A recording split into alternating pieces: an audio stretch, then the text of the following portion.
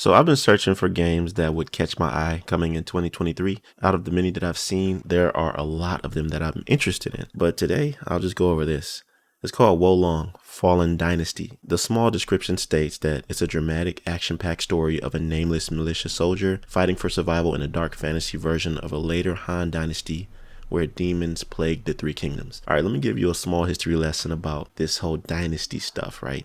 Back in the day, there was a game called Dynasty Warriors, and I'm really interested in covering games that I like, and this falls in that area for sure, because this game looks like it's a mixture between Dynasty Warriors and the highly acclaimed Elden Ring, because it is a Souls-like game, but it has that Dynasty Warriors feel, which is the perfect combination. Because when I used to play Dynasty Warriors, which I played religiously, I played 1, 2, 3, 4, all the ones that came out. And for those of you who know what I'm talking about, comment down below if you remember Lu Bu, or some of the iconic characters that you would run into, or just your favorite characters that you would use. I used to play with Xiao religiously.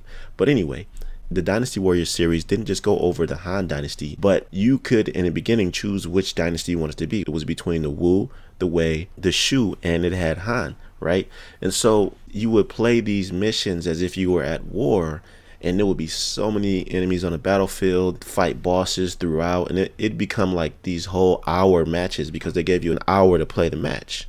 It got to a point where it was fun, but then it just became this whole hack and slash thing. This game, Wolong, now that they have a Souls element to it, it's not just hack and slash anymore. There's some strategy to it. You see different phases of bosses. You see challenging bosses. And I know you see in this gameplay, the character is dying. He dies multiple times. And that means that it lends a big challenge. And so this game looks like something that's going to be really fun. I mean, Dynasty Warriors, you could pick up different weapons and different gear. Same with Elden Ring. And I noticed that they had chests that this guy opened up on here where he got different types of weapons. You can see different types of weapons on his back. So this just seems like a cool game to dive into and play. And I think this will be a great game to cover along that journey.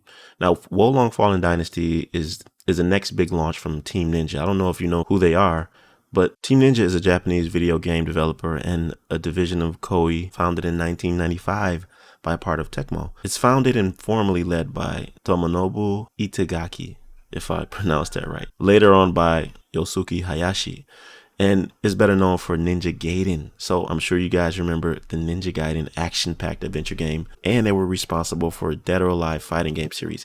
And Dead or Alive was amazing. I used to play that game religiously, but this game is going to be available on all platforms. And here's a little bit of detail about the story, because they revealed that the main story campaign of the game will take around 40 hours to finish, but they said that there'll be side missions that they can finish to help extend the game for those completionists who want to do way more after the story is finished. And it doesn't have to be an open world game. And the gameplay looks to me like it's semi-open world, but not really, which means that there are areas that are open world, but that's just that particular map, and you could only go certain areas in that vicinity.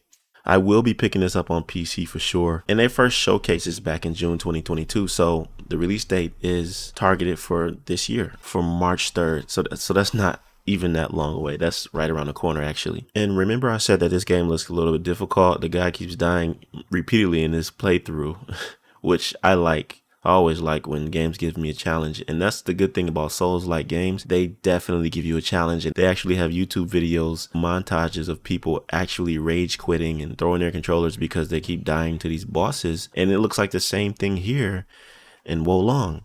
And the director was actually asked this specifically in reference to how long it takes to beat Wolong being a casual player, and he confirmed that it would take around 40 hours to complete as a casual. So of course you're gonna have to increase the difficulty if you want that difficulty you crave in the Souls games.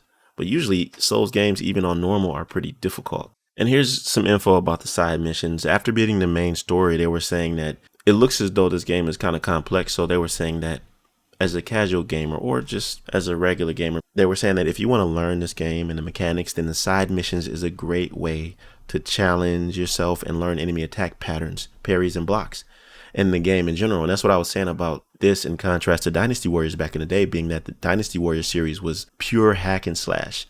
And even Godfall, people were calling that a hack and slash with no skill. And Godfall got a lot of bad reviews, even though the gameplay was pretty solid to me. They had a few parries and certain ways that you can maneuver your attacks in the weapon timing area when you were leveling your character. But I see on this gameplay that there are specific patterns that you can do, parries and blocks that you need to input in order to survive. This looks pretty interesting. I was watching it like, I don't know if I'm going to be interested in this, but it looks really hype. It's bringing that nostalgia that I used to love back in the day. So I don't really have anything else to say in this game. The only thing left to do is actually get my hands on it so I can see what it's really about and play it for myself. And I can't wait. Let me know what you think about this down below. Does this look like something that you'd play or get your hands on?